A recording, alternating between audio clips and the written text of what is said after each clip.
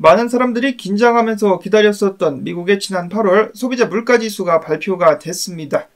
예상치는 3.6%였었으나 이것보다 약간 높은 3.7%가 발표가 되었는데, 저번 FOMC 미팅에 이어서 이번 달에도 연준이 금리를 올릴 수도 있겠다라는 전망이 높아졌음에도 불구하고 시장 같은 경우는 큰 변동성 없이 조용한 모습을 보여주고 있습니다.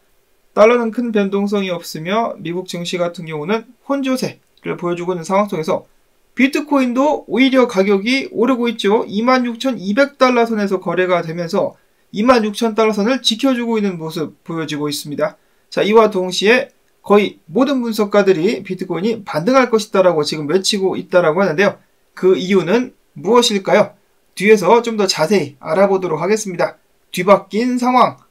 이어서 소식으로 넘어가기 전에 미국이 아닌 멕시코에서 꽤 재미난 일이 발생했다라고 합니다. 멕시코 정부가 난데없이 천년된, 미라가 된 외계인의 시체를 들고 나와서 공개를 했다라는 것인데요. 이게 좀 황당하죠. 갑자기 외계인 시체를 들고 나와가지고 세상 사람들을 깜짝 놀라게 만들었습니다. 자, 근데 이거 미국 정부가 관심 돌릴 때 주로 사용하던 수법인데, 멕시코 정부가 뭔가를 감추려고 하는 것인가? 그리고 정부가 발표를 했는데 설마 이 외계인 시체가 가짜인가를 두고 여러 가지로 말이 많은 상황입니다.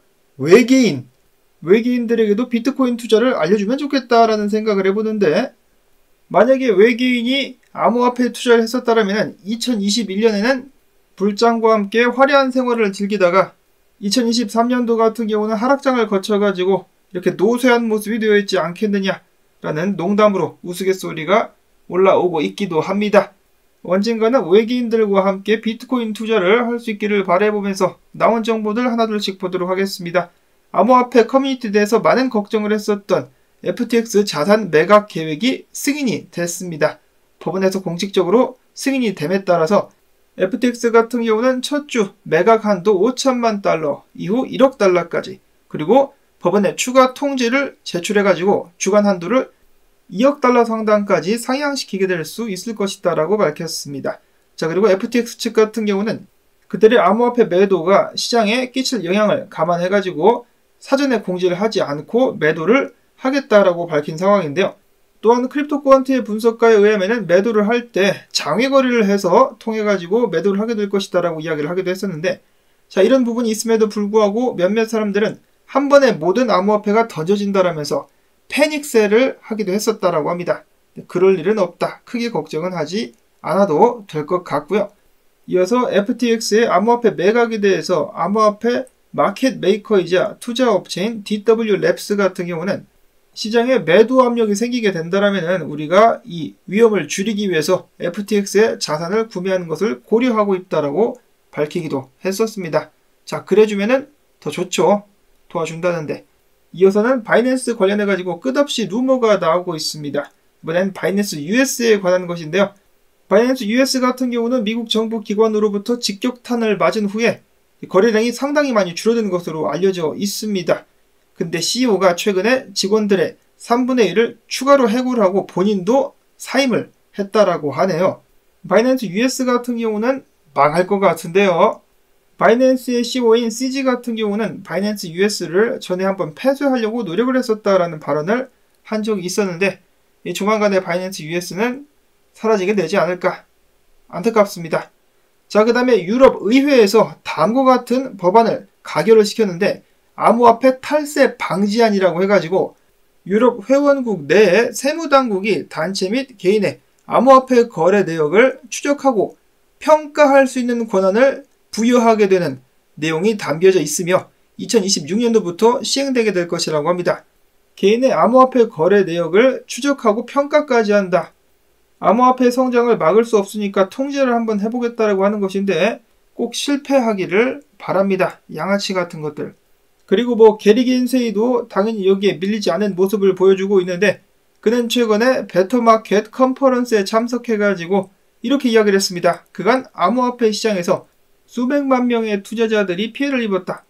그 중에 대부분이 SEC와 게리 겐슬러 때문에 피해를 보고 있는 것인데, 다시 한번 유체 이탈 화법을 시전을 하면서 이어서 말하기를 이는 투자자에게 상처를 주는 수준이 아니라 시장 신뢰를 훼손해서 금융 전체에 해를 끼칠 수 있다. 수십 년 동안 금융업에 종사했지만 암호화폐처럼 위법 행위가 만연하고 사람들이 법망을 빠져나가기 위해 노력하는 곳은 본 적이 없다. 암호화폐의 대부분은 증권법 적용 대상이지만 여전히 규정을 준수하지 않고 있다라고 나발나발거렸습니다. 많은 사람들이 법망을 빠져나가기 위해서 노력하는 것이 아니라 암호화폐 관련된 규제가 없잖아 임마. 지가 지 입으로 규제를 만들려면은 앞으로 몇 년 추가로 걸릴 것이다라고 이야기를 해놓고 또 이렇게 발언을 한다는 거 정말 기가 찹니다. 이러한 미국 공직자들의 내로남불은 여기서 그치지 않는데요. 암호화폐를 증오하는 것으로 알려진 미국의 상원 의원인 엘리자베스 워렌, 그는 최근에 미국 당국이 일론 머스크를 조사해야 된다라고 주장을 했습니다. 자, 근데 살펴보시면은 엘리자베스 워렌은 의회에서 10년간 일했는데 평균 연봉이 19만 3천 달러, 하나로는 지금 현재 기준 2억 5,630만 원 정도가 된다라고 하는데요. 근데 총 자산이 얼마인지 아십니까? 7,300만 달러, 하나로는 969억 원이나 되는 돈입니다. 어떻게 연봉 2억 5천만 원 받는 사람이 10년 만에 자산을 969억까지 불릴 수가 있겠느냐? 황당하죠. 굉장히 어이가 없으니까 일론 머스크도 지금 나랑 장난하냐? 조사는 당연히 당신 같은 인간이 받아야 되지 않겠느냐라는 식으로 이야기를 했습니다. 3개 이상의 회사에서 CEO로서 성공을 해나가면서 자산을 축적한 사람과 정치인으로서 국민들에게 봉사를 해야 되는데 그게 아니라 알 수 없는 방법으로 자산을 수백 배를 불린 사람, 누가 더 더러운가? 거기다 또 우연찮게 전자는 친암호화폐, 후자는 완전히 반암호화폐 성향을 가진 사람들이죠. 소식을 전하는 입장에서도 굉장히 답답합니다. 답답해. 자, 그 다음으로 코인베이스 CEO가 나와가지고 코인베이스 역시 조만간에 비트코인 라이트닝 네트워크를 지원하게 될 것이다 라고 이야기를 했습니다.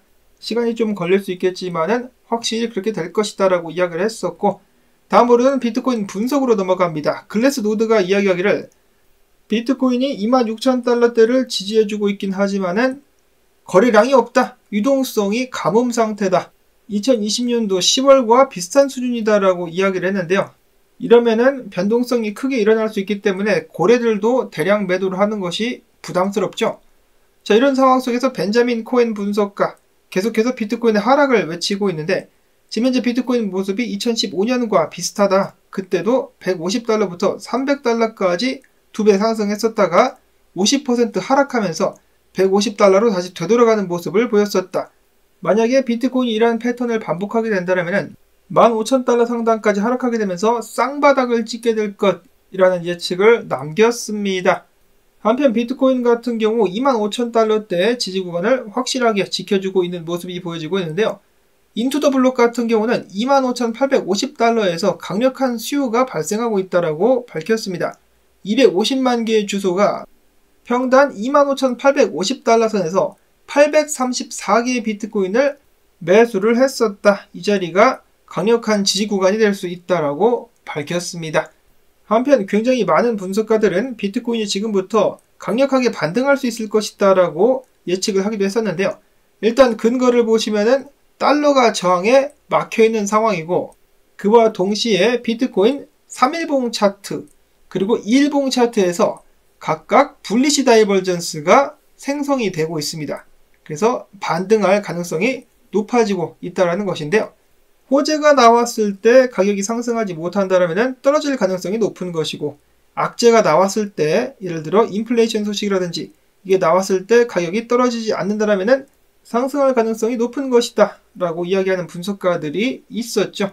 자, 일단 닥터 프로핏 분석가 같은 경우는 유동성이 26,800달러짜리 위치를 하고 있기 때문에 올라가가지고 청산시킨 다음에 일단 단기적으로 이 구간까지 반등했다가 추가적인 하락이 나오게 될 것이다 라고 이야기를 했었고, 크립토 누보 분석가도 비슷한 의견입니다. 이런 식으로 올라가가지고 26,000달러 후반대 군방에서 와리가리를 치다가 하락하게 될 것, 단기 상승 후 중기적인 하락.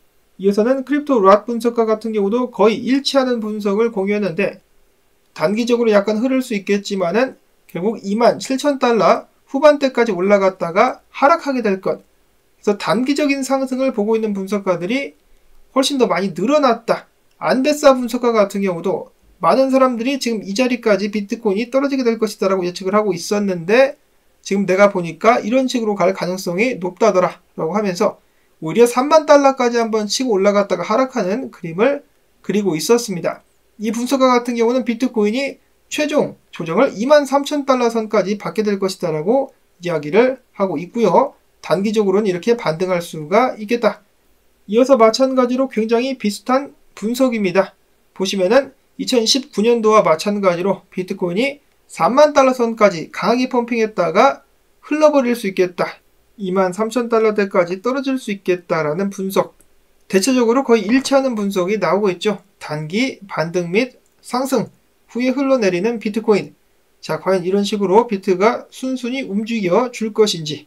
특히나 다음 주에 FOMC 미팅을 두고 변동성이 커지게 됨에 따라서 어떤 방향으로 움직이게 될 것인지 한번 기대를 해보도록 하겠습니다. 자, 그 다음으로 최근 알트코인 투자했다가 손절 쳤었던 고래가 173만 달러어치 메이커다오를 매수했었다라는 소식 나왔습니다. 자, 메이커다오에 기대를 거는 사람들의 숫자가 늘어나고 있는 듯 합니다. 참고로 저는 메이커다오 하나도 없습니다. 나중에 살 수도 있겠지만은 지금은 하나도 없다. 오해하실 분들이 계실까봐 말씀을 드리고, 이어서는 코인X 거래소가 해킹을 당해버렸습니다. 피해 액수가 대략 5,400만 달러. 어마어마한 돈이 털려 나간 것인데요. 해킹 배우로 누가 지목이 되고 있느냐? 자, 북한의 라자루스라고 합니다. 북한 해커들이 계속해서 거래소들을 털어가고 있다. 해당 자금들은 북돼지 사료로 쓰이게 되지 않을까라는 생각이 드는데요.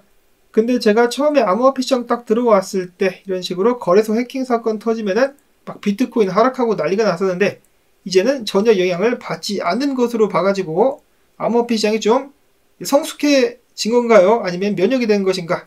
아무튼 흔들리지 않는 모습을 비트코인 보여주고 있습니다. 자, 그리고 마지막으로 얼마 전에 누가 거래를 하는데 수수료로 비트코인 20개를 소비했다라는 소식이 나왔었는데요.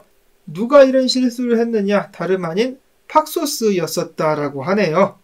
다행히도 채굴자들로부터 해당 비트코인을 돌려받게 되겠지만은 이거 실수한 직원은 정말 아찔했겠다라는 생각이 듭니다. 예상보다 높게 나온 인플레이션 지표에도 불구하고 흔들리지 않는 비트코인 주 움직임에 관심을 가져보도록 하시면서 제 영상이 여러분들께 도움이 되셨다면 오늘도 시청료 주기로서 채널 지원을 부탁을 드립니다. 광고 한 편만이라도 마지막까지 틀어주기 및 클릭, 좋아요 및 댓글로 채널 응원을 해주시기를 바라며 저는 다음에 새로운 소식 가지고 또 인사를 드리도록 하겠습니다. 안녕히 계십시오.